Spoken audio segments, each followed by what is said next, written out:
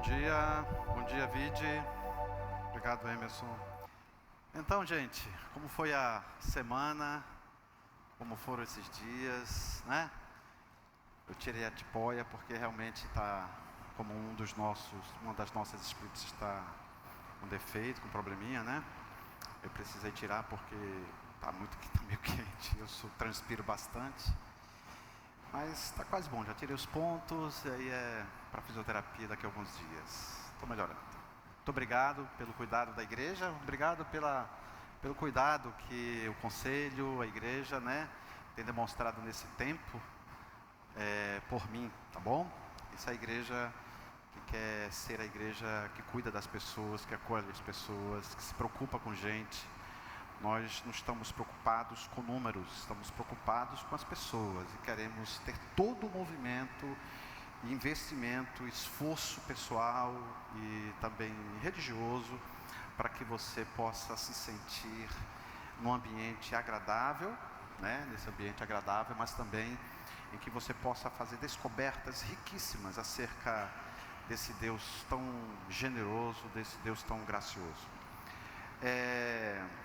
Este mês estamos trabalhando o conceito de graça, trazendo a claridade desse movimento permanente de Deus, um movimento permanente de amar, né? Se Deus fosse olhar para mim de acordo com as minhas atitudes, com os meus comportamentos, Ele já teria desistido de mim. Mas como o amor de Deus é sustentado por sua graça, Ele não se importa, na verdade, com nenhum movimento que você faça em direção a Deus é capaz de seduzi-lo, é capaz de gerar algum tipo de movimento acelerado, de um movimento mais intenso de amor. Não, Deus não mede as nossas ações e a partir disto Ele decide se ama ou não ama. Que coisa fantástica! Eu sempre digo que a graça de Deus é algo que nós precisamos compreender profundamente. Como eu iniciei domingo passado sobre o conceito de graça, algumas pessoas conversaram comigo e falaram: eu não entendo esse Deus que é gracioso, mas o Deus não é justiça também, né? E se nós começarmos a entender que as boas novas do Evangelho está atrelado a um Deus justo, e esse Deus justo, Ele vai retribuir os bons e punir os maus, esta mensagem está totalmente distorcida. Está totalmente distorcida. As boas novas do Evangelho não está atrelada, né, não estão atreladas, melhor dizendo, a esse movimento de Deus de abençoar os bonzinhos, de acolher os bonzinhos, de abraçar os bonzinhos, de cuidar dos bonzinhos e punir sempre aquele que é mau, aquele que tem um comportamento mais difícil. Deus não ama os bonzinhos. Deus ama os miseráveis como eu. Deus ama pessoas extremamente difíceis.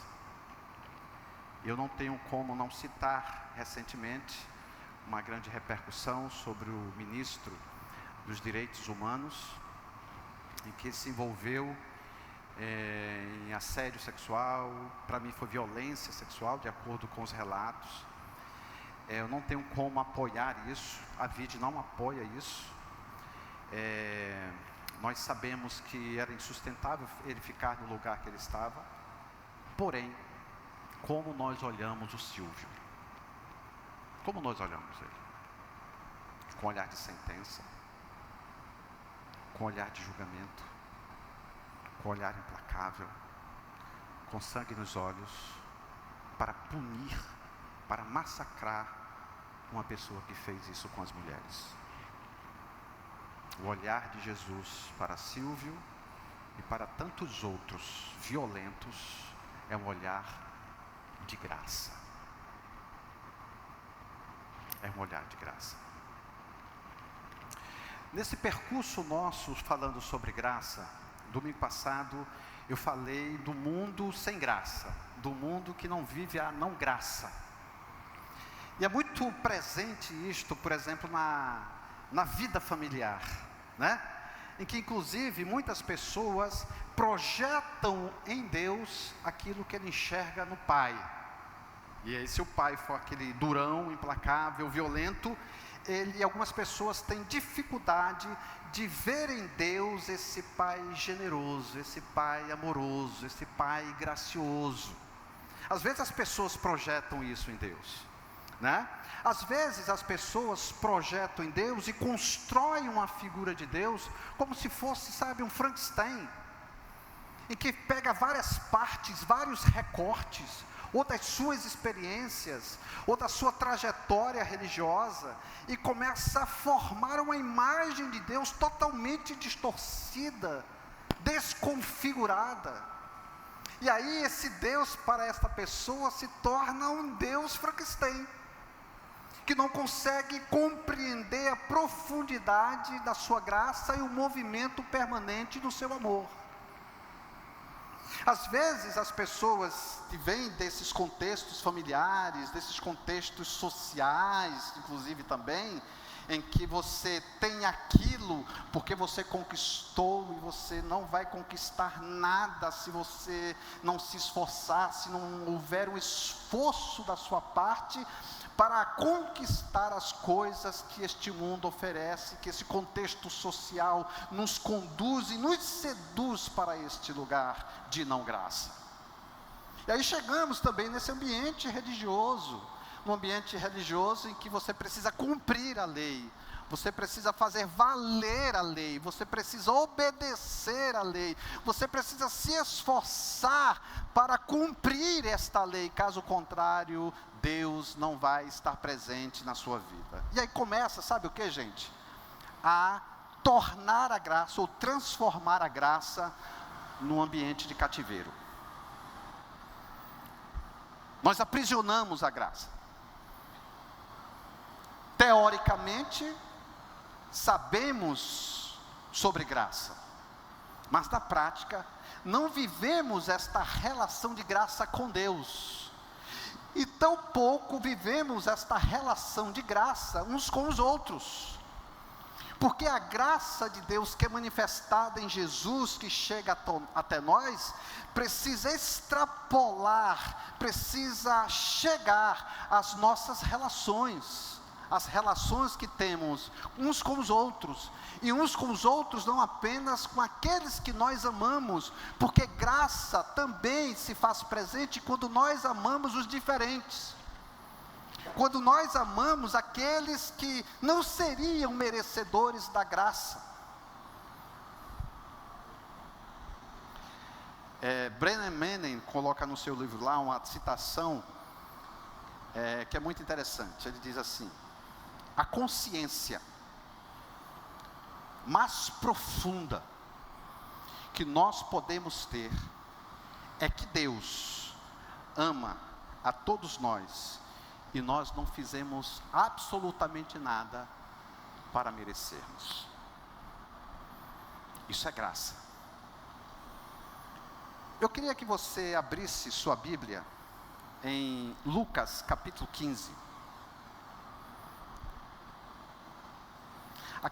A gente tentou publicar umas coisas essa semana sobre a mensagem, mas tivemos algumas dificuldades com a mídia, mas os livros que têm me ajudado a construir estes sermões dos domingos, são 3 livros: A Maravilhosa Graça, Evangelho Maltrapilho e O Deus Pródigo, tá? Então são 3 livros, se você quiser comprar, ler, isso eu acho que é super indicado, tá bom? No capítulo 15 do livro de Lucas, está escrito esse texto aí: todos os publicanos e pecadores se aproximaram de Jesus para ouvi-lo. Quem era o público de Jesus, gente? Quem era o público de Jesus? Publicanos e pecadores, mas não apenas publicanos e pecadores. Qual outro segundo grupo?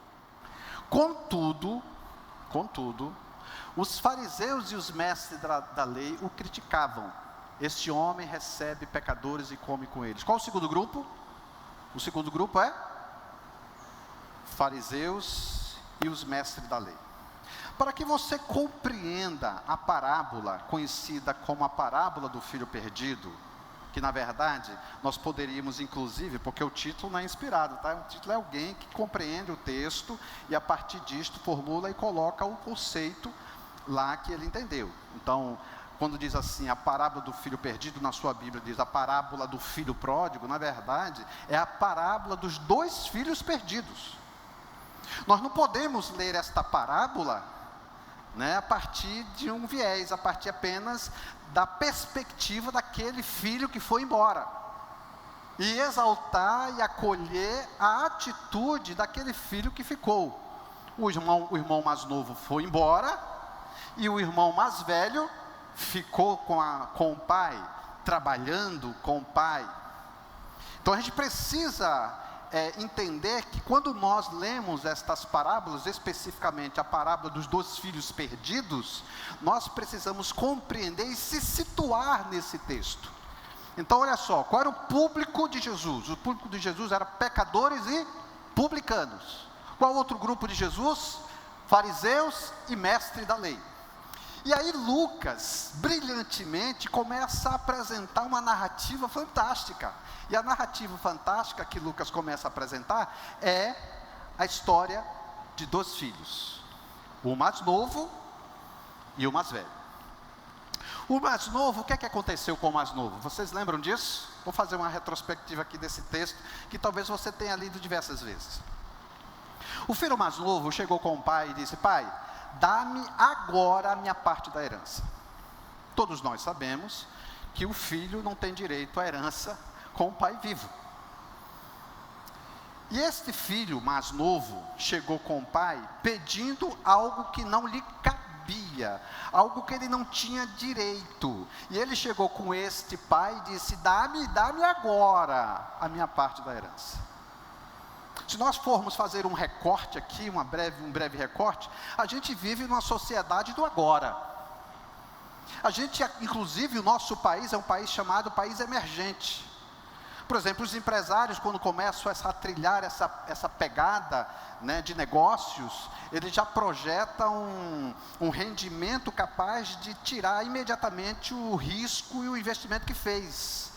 Né? É o país do agora. As relações precisam acontecer agora, a paixão precisa acontecer agora, os negócios precisam começar a dar resultados agora, a igreja precisa ter resultados agora, o pastor precisa apresentar resultados agora. Somos a sociedade do agora. E esse filho chegou com o pai e disse: dá-me a minha parte da herança agora. Mas que parte da herança? Ele não tinha direito.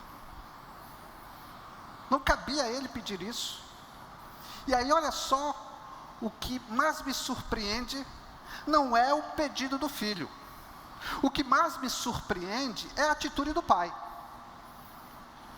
Porque o pai, naquela época, dentro de uma sociedade oriental, era muito comum, inclusive, dentro de uma sociedade oriental, se o filho pedisse a parte da herança, esse pai poderia excluir esse filho e mandá-lo embora sem direito a nada, absolutamente nada. Então ele poderia excluir, inclusive ele poderia dar uma surra neste filho, por ele estar pedindo algo que ele não tinha direito. Na verdade, esse filho desejou a morte do pai antecipadamente. E esse pai, surpreendentemente, para contrastar aquilo que a sociedade pregava, aquilo que a sociedade preservava, aquilo que a sociedade cultivava, o que é que esse pai fez? Esse pai deu a parte da herança para o filho. E diz o texto bíblico, no capítulo 15 do livro de Lucas, que ele começou a gastar muita coisa.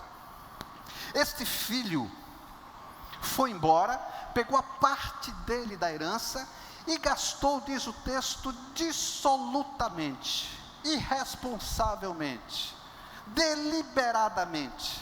Ele pegou a grana que lhe cabia e gastou com aquilo que ele entendia que era importante para ele. É a sociedade do eu, né?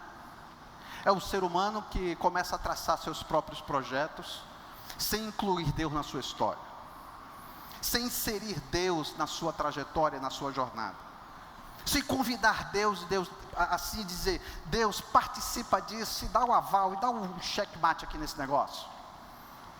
A sociedade do agora. E esse filho gastou, e diz o texto, que este filho, caindo em si, ele disse, caramba, eu acho que eu fiz uma grande besteira na minha vida. Eu acho que não dá mais para preservar e para ficar neste lugar. Cuidar de porcos naquela época era o nível social mais baixo que um judeu poderia chegar. E falar de porcos para um judeu era muito difícil, é muito cruel. Você chegar com um judeu assim, rapaz, eu tenho aqui uma picanha de porco deliciosa, bem temperada aqui, preparei para você. Ele vai se sentir agredido. Imagina cuidar de porcos. Então o nível mais social que este filho mais jovem, esse filho mais novo poderia chegar, foi no fundo do poço. Mas ele diz o texto que caiu em si, disse, caramba, eu preciso retornar à casa do pai, e na casa do pai eu já tenho um discurso aqui que eu já preparei. Diz o texto bíblico, né, que você pode verificar na sua Bíblia aí, que esse filho mais novo diz assim, pai, pequei contra o céu e perante ti, já não sou mais digno de ser chamado teu filho, recebe-me como um dos teus funcionários empregados. E esse filho foi. E para sua surpresa, no caminho, algumas manifestações, atitudes, comportamentos desse pai me chamam bastante atenção. Esse pai olhou para o filho e disse, esse filho que estava morto reviveu, estava perdido e foi achado. Este pai poderia ter excluído esse filho, mas não excluiu. Esse pai não tinha nenhum dever para entregar para o filho a herança que ele não tinha direito.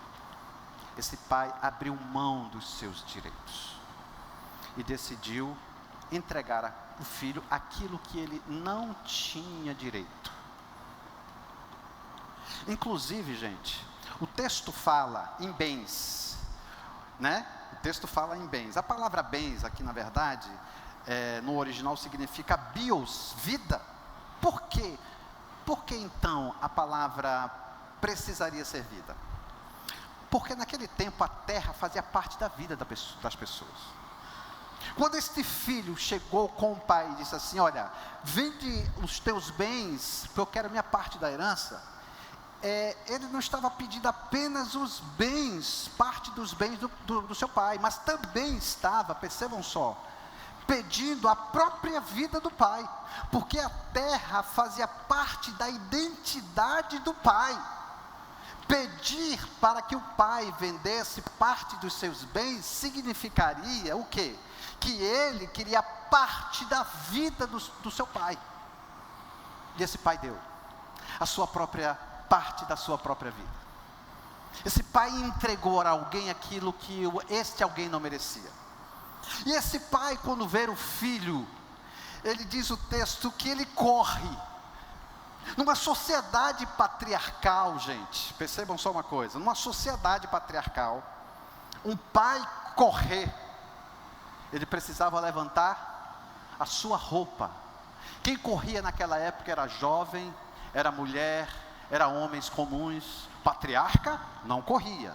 Mas quando ele vê o filho, ele levanta as suas vestes e mostra a sua canela, que não era permitido naquela época, era vergonhoso para um pai mostrar as suas canelas. E ele corre para esse filho e beija esse filho. E o interessante é que esse filho chega com o pai e diz, pai, lembra daquele discurso? Pai, pequei contra o céu e perante ti, já não sou digno de ser chamado teu filho. O pai interrompe o discurso do filho. O pai não estava interessado no discurso do filho. O discurso do filho não precisaria, seria desnecessário. O discurso do filho era cumprir regras. O discurso do filho era trabalhar na comunidade naquela época e ter alguma profissão para pagar a dívida com a comunidade. O pai disse, não precisa disso. Não precisa você comprar os seus direitos novamente. Eu dou gratuitamente os direitos para você. Eu dou livremente o direito de você se tornar filho e parte integrante desta família. E o pai abraça. E o pai diz assim, prepara um banquete para esse filho. E carne naquela época era difícil. A senhora comia naquela época carne em situações muito especiais. E o pai diz o quê? Prepara o novilho da engorda. Também para ocasiões especiais. E o pai manda preparar esse novilho da engorda. O pai inclusive diz, olha, pega a melhor roupa. Qual era a melhor roupa? A melhor roupa era a roupa do pai. E veste este rapaz aqui, que é meu filho, que estava morto e reviveu, estava perdido e foi achado. Gente, esse filho mais jovem, esse filho mais moço, é a representação daqueles que estão lá fora. Daqueles que não compreenderam ainda a graça de Deus. Daqueles que ainda não conseguiram internalizar e se permitir ser tocado por um Deus gracioso.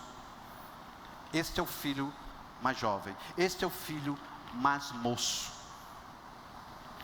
E esse pai faz uma festa, diz o texto bíblico. O que tudo isso tem a ver com graça? O que tudo isso tem a ver com a graça de Deus, que é sempre presente, que é sempre manifestada através de Jesus Cristo? Como esta graça pode chegar até nós? Como esse Deus gracioso pode se apresentar até nós? Nós que não temos direitos, nós que não temos como comprar e manifestar todos os nossos comportamentos capazes de repente de seduzir este Deus. Se você pensa que a boa nova do Evangelho está atrelada a isso, você está equivocado. A boa nova do Evangelho grita assim, como diz Brennan Manning, somos todos mendigos igualmente privilegiados. Deus ama os perdidos, e nós estávamos inseridos nisto. Deus ama aqueles que não são dignos do seu amor, e nós estávamos inseridos nisso. Deus usa todo o seu movimento para nos acolher e nos amar, e nós não éramos merecedores disso.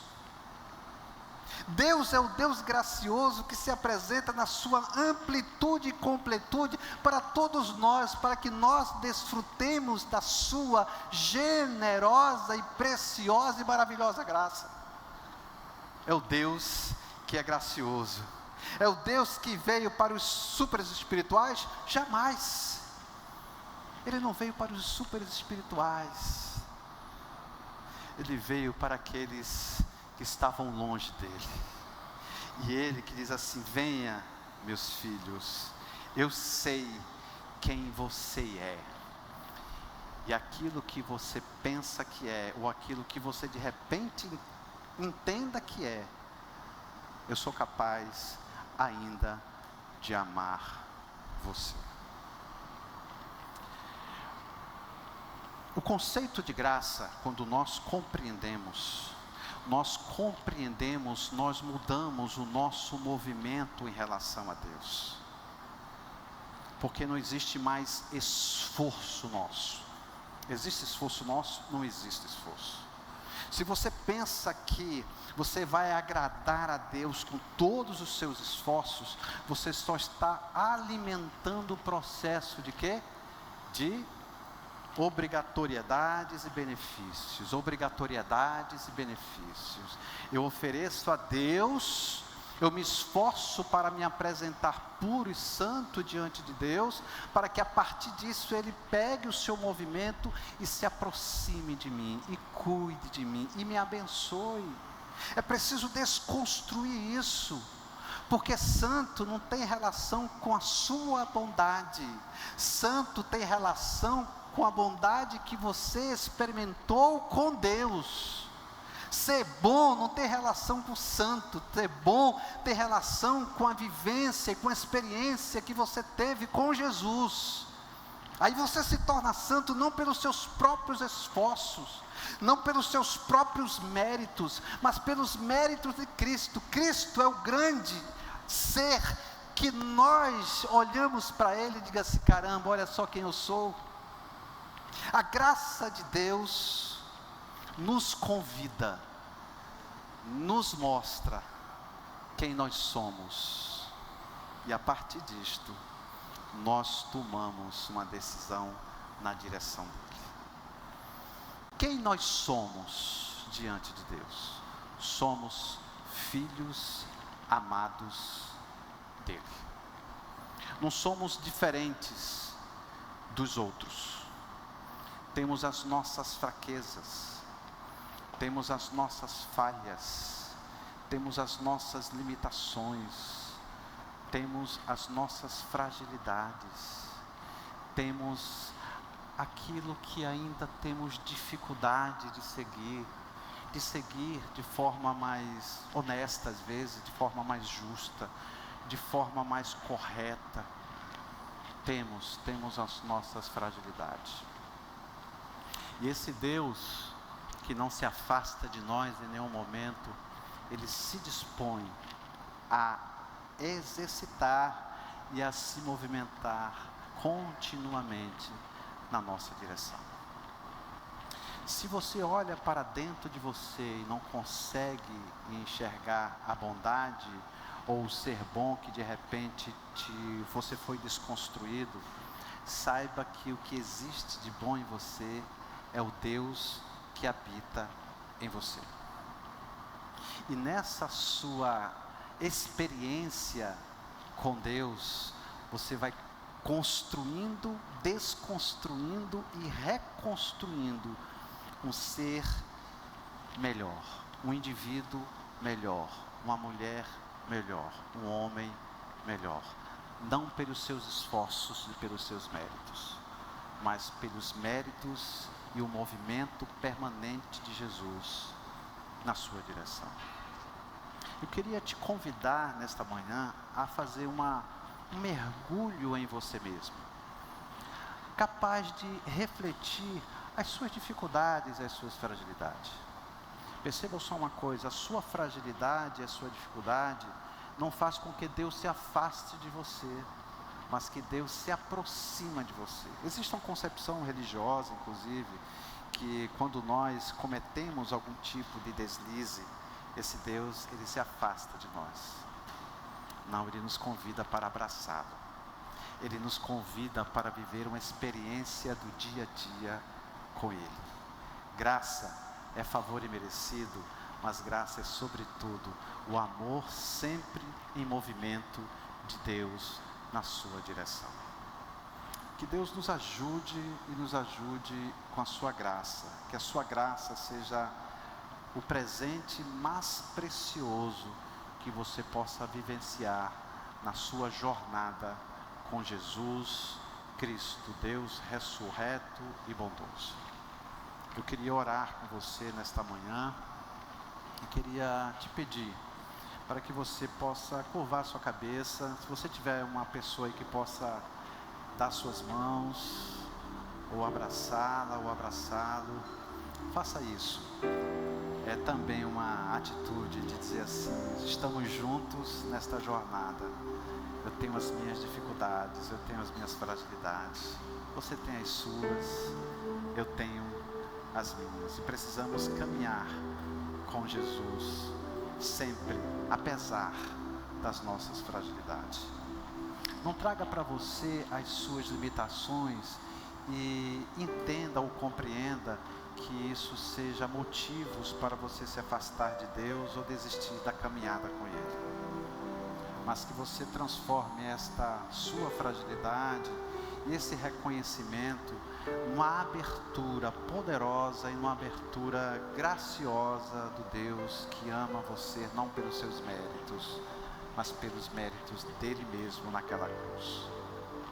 que você possa sair daqui de manhã e falar assim: tudo aquilo que você já ouviu sobre você, talvez na sua relação com o trabalho, talvez na sua relação com seus pais, na sua experiência do seu sistema familiar, que tudo aquilo que você ouviu te colocou para baixo e fez com que você trouxesse e carregasse isso para a vida, como se você fosse aquilo que as pessoas falaram um dia para vocês. Você é uma pessoa má, você é uma pessoa desobediente, você não vai conseguir. Às vezes trazemos e carregamos isso para a vida e às vezes temos dificuldade na nossa relação com Deus de colocar tudo isso para fora, para que sejamos curados, para que sejamos transformados, para que sejamos de alguma maneira nos sentirmos amados por um Pai que vai olhar sempre você com um olhar de amor. Não transforme a sua vida a partir daquilo que você ouviu, mas a partir daquilo que Deus se propôs com o seu amor manifestado em Jesus, para que você tivesse uma vida diferente. Uma vida diferente é uma vida com Jesus, e uma vida com Jesus é a coisa mais importante que eu fiz na minha vida. Certa vez uma pessoa chegou comigo e disse assim: Valmir, eu não consigo lidar com a minha história, eu não consigo lidar com o meu passado, eu não consigo lidar com aquilo que de repente foi tão difícil para a minha vida. Eu consigo escutar histórias, ouvir histórias. E eu disse assim: isso define você? Você consegue fazer a definição de você a partir dos seus erros? Ou você consegue enxergar a sua história num olhar mais amplo? E aí, aqui para nós, no olhar daquele que se importa conosco, que não nos julga, que Ele não nos julga de acordo com os nossos pecados. Ele não olha para o Valmir e diz assim: deixa eu fazer um levantamento da tua história, deixa eu fazer um apanhado da tua história, deixa eu ver se você fez alguma coisa terrível no seu passado, deixa eu fazer uma análise aqui, uma reflexão com a Trindade para saber se eu vou te receber. Não, diz o texto que os nossos pecados e a nossa história, talvez para você defeituosa, corrompida, Ele jogou no mar do esquecimento. E diz Max Lucado, coloca uma plaquinha dizendo: é proibido pescar. Não pesque o seu passado, não traga o seu passado para o presente, não carregue isso para você, porque Jesus de Nazaré, que morreu por nós, o Cristo ressurreto, que nos alcançou, foi capaz de anular e apagar todo esse passado. Saiba disso. Então viva uma nova vida. A ressurreição nos aponta para este lugar. A ressurreição nos diz e nos aponta para um lugar de uma vida nova com Jesus. As coisas velhas passaram e eis que tudo se fez novo em Jesus. Obrigado, Senhor. Obrigado por esta manhã. Obrigado por todo o teu cuidado. Obrigado por saber, Senhor, que nós éramos esse jovem, esse filho mais jovem, e fomos embora. E entendíamos que isso era a vida, que a vida ela estava fundada nos prazeres de uma juventude. Foi vendido e apresentado isso como verdade para nós. Foi apresentado e vendido isso como algo que era capaz de nos trazer felicidade. E muitos de nós abraçamos isso. Muitos de nós acreditamos nisso e carregamos isso por anos. Mas um dia tivemos esta consciência que esse filho mais jovem teve. A consciência mais profunda de si mesmo é saber que Jesus nos ama, muito embora não tenha nós realizado absolutamente nada para merecer o seu amor. Cuida de nós, cuida da nossa igreja, cuida das pessoas aqui que chegaram, Pai, talvez com o coração quebrado, com o passado presente, com as vozes que muitas vezes se escutou, mas que a tua maravilhosa graça possa alcançar e ele sair livre de tudo, pois essa é a tua garantia para todos nós, é o caminho que tu estás construindo dia a dia para cada um de nós. Obrigado, Senhor, em nome de Jesus. Amém.